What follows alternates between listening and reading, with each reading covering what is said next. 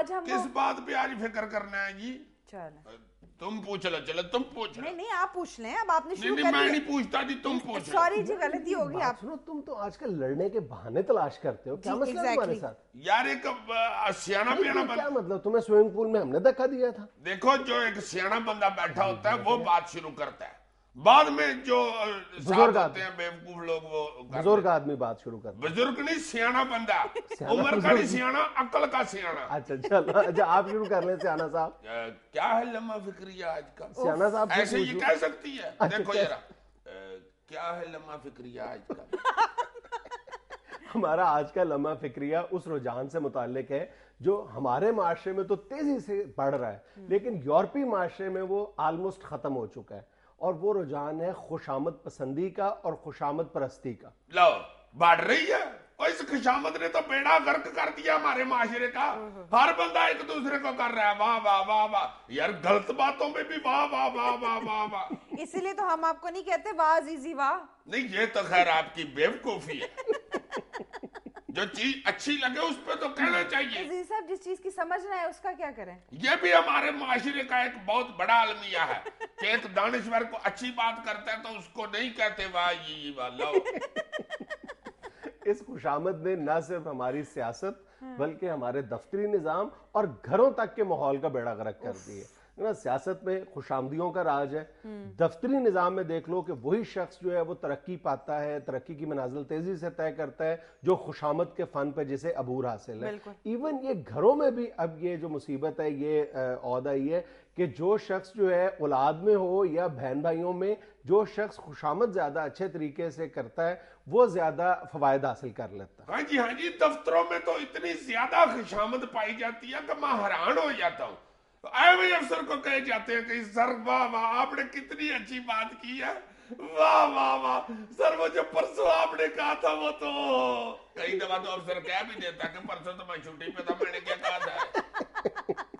اور اس خوشامد کی وجہ سے ہماری سیاست میں بھی اور ہمارے دفاتر میں بھی جو سب سے زیادہ نقصان ہو رہا ہے وہ یہ ہے کہ جو فیصلہ کرنے والے لوگ ہیں وہ اپنی قوت فیصلہ سے محروم ہو جاتے ہیں. ان کے ارد گرد خوشامدیوں کا حلقہ اتنا مضبوط ہو جاتا ہے کہ وہ صحیح فیصلہ نہیں کر پاتے بلکہ وہ خوشامد کی روشنی میں اپنا فیصلہ کرتے ہیں، کیونکہ وہ وہی تصویر دیکھنے لگ جاتے ہیں جو خوشامدی لوگ انہیں دکھانا چاہتے ہیں. وہ دکھاتے چلے جاتے ہیں، وہ اس تصویر کو دیکھ کر خوش ہوتے رہتے ہیں. اور خوشامد کی تعریف بھی یہی ہے کہ خوشامد اس فن کو کہتے ہیں کہ آپ دوسرے کو وہ تصویر دکھائیں یا وہ بات سنائیں جو وہ دیکھنا چاہتا ہے یا جو وہ سننا چاہتا ہے، اور یہی خوشامد ہے. یہ سیاست ہماری بھی اسی لیے کھجل خراب ہو رہی ہے نا کہ لیڈروں کو واہ واہ واہ واہ بیٹھ کے کہنا شروع ہو جاتے ہیں. کہاں گئے یار وہ لوگ جو اپنی پارٹی کے لیڈروں کے ساتھ متقع لگا لیتے تھے؟ نہیں پائے گی، آپ غلط کہہ رہے ہیں. ان لوگوں کو تو بھول جاؤ. آج تو سیاست میں جو جتنا بڑا خوشامدی ہے وہ اتنی زیادہ تیزی سے اپنی ترقی کی منازل طے کرے گا،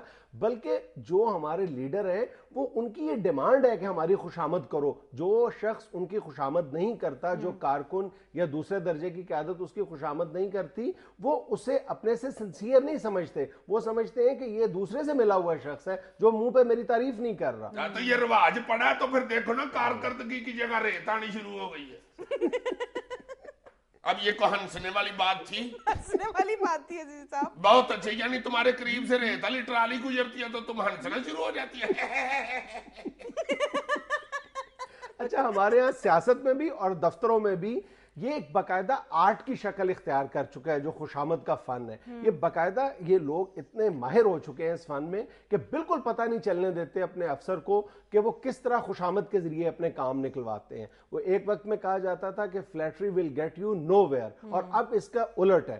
اب یہ کہنا چاہیے کہ فلیٹری کے ذریعے، خوشامد کے ذریعے آپ اپنا ہر بگڑا ہوا کام بنوا سکتے ہیں. اور سیاست میں خاص طور پہ یہ تو اتنا بڑا فن بن چکا ہے کہ اس میں گریڈنگ کی جانی چاہیے. جو بڑے بڑے لوگ ہیں وہ تو اس بات پر بھی اپنے لیڈر کی خوشامد کر دیتے ہیں کہ حضور آپ کو خوشامد پسندی سے نفرت ہے یا آپ خوشامد پرست نہیں ہیں. یہ بھی وہ وہ اصل میں خوشامد کر خوشامد ہی کر رہے رہے ہوتے ہوتے ہیں. ہیں. اور جو بالکل عام انداز میں جن کی خوشامد پکڑی جاتی ہے ان کو ہم سیاست میں عام طور پر چمچے کہتے ہیں. یہ لوگ تو چمچے ہیں جو کھلے عام تعریفیں کرتے ہیں, جن کی تعریف پکڑی جاتی ہے. یار یہ جو گورنمنٹ ہر دوسرے تیسرے دن اپنے کیا ہوا فیصلہ واپس لے کے نیا فیصلہ صادر فرما دیتی ہے, اس کی وجہ یہی ہے. وہ جب پہلا فیصلہ ہو رہا ہوتا ہے تو خوشامدی کہتے ہیں جی کیا بات ہے, ایسا فیصلہ کر دیا, او ہو. بعد میں چیتا آتا ہے ان کو کہ نہیں یار یہ تو غلط ہو گیا. اور وہی لوگ جن کے کہنے پر یہ فیصلہ ہوتا ہے, وہی لوگ جب فیصلہ واپس ہوتا ہے تو فیصلہ واپس لینے کی بھی تعریف کر رہے ہوتے ہیں کہ حضور والا یہ بھی آپ کی تدبر اور ہوش مندی ہے کہ آپ نے یہ فیصلہ بر وقت واپس لے لیا. تو پھر حالت بھی تو دیکھ لو نا کیا ہوئی ہے. رسول پاک صلی اللہ علیہ وآلہ وسلم سے لوگوں نے پوچھا کہ سرکار وہ کون سا وقت ہوگا جب لوگ برائی میں ملوث ہو جائیں گے اور بھلائی سے دور رہیں گے. سرکار صلی اللہ علیہ وآلہ وسلم نے فرمایا کہ وہ وقت ہوگا جب تمہارے اچھے لوگوں میں خوشامد پسندی شروع ہو جائے. یہ اتنی بری چیز ہے خوشامد. ویسے سر جس وقت ہمارے گھروں میں چھوٹے بچے خوشامد کر رہے ہوتے ہیں نا, ہمیں اس وقت ہی ان کو ڈسکریج کرنا چاہیے اور یہ کام اپنے گھر سے شروع کرنا چاہیے. وہ گھروں میں تو سب سے زیادہ خوشامد ہوتی ہے. اب بیوی بیچاری نے پیسے لینے ہوتے ہیں خاوند سے تو میں فضول اس کی تعریفیں کرتی جاتی ہے. کیا کہنے آتا ہے, اتنے عقل مند ہے. یہ شرٹ آپ کو بہت ہی اچھی لگ رہی ہے, اللہ جانتا ہے. اور جو خاوند بیچارے بیوی سے ڈرتے ہیں, اللہ مجھے معاف کرے, اس نے 100 روپے والے کریلے پکائے ہوتے ہیں تو کہہ رہے تھے بہت اچھے پکائے, بڑے ٹیسٹی. اللہ 100 روپے والے کریلے تم نے کبھی دیکھے؟ اللہ کریلا وہ انسان ہے جو 100 روپے بیچ کے خود دوڑ جاتا ہے. ناظرین یہاں میں لینی ہے ایک کمرشل بریک, ہمارے ساتھ رہیے گا.